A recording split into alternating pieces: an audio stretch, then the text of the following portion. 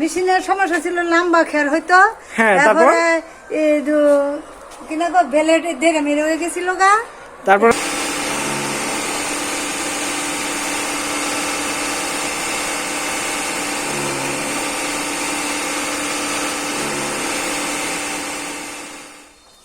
Viewers, এই যে আপনার দেখেন খড় একদম অ্যাকুরেট ভাবে এই যে জিরো সাইজ ভাবে কাটা হয়েছে। তারপরে এটা হইলো এলোমেলো খড়। এটা ছিল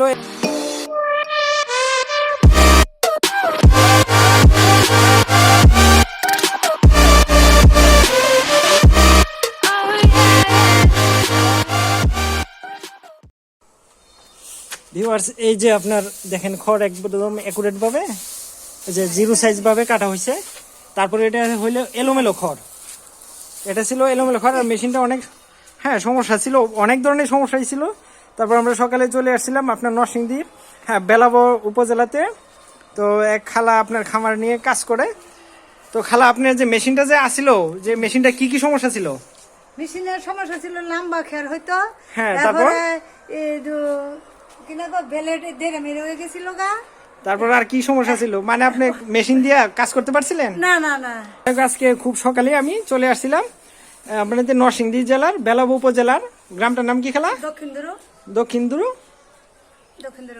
আচ্ছা, দক্ষিণদুরু গ্রাম। হ্যাঁ, 7 নম্বর। যাই হোক ভিউয়ার্স, আমরা যে শর্ট দিয়ে কাটছিলাম একটু আগে, এই যে শর্ট অংশটা দিয়ে, তো শর্ট অংশটা এই যে এতটুকু কাটছে খড়, একদম সাইজ ঠিক আছে। এখন আমরা কাটবো এই যে লং সাইজটা দিয়ে, একটু লং সাইজ দিয়ে। আর ভিউয়ার্স, এখানে যে এলোমেলো খড়ের কারণে মনে করেন যে মাঝে মাঝে একটু এর দিক সেদিক হয়। আর যখন আপনার আটি খড় কাটবেন, আটি খড় একদম অ্যাকুরেট কাটবে। তো আমরা এখন লং ইয়েতে দিয়ে আমরা এখন মেশিনের ঘাসগুলো কাটবো। আর মেশিনটি অনেক দিনের পুরনো, প্রায় 1 বছর উপর হয়েছে আনা হয়েছে। মেশিনটি দিয়ে মেশিনটি প্রায় 6-7 মাস। আজকে জানুয়ারি 25 তারিখ না? 1 বছর হয় নাই, মানে 11 মাস হচ্ছে আর কি। 1 বছর মতো হয়েছে মেশিনটা।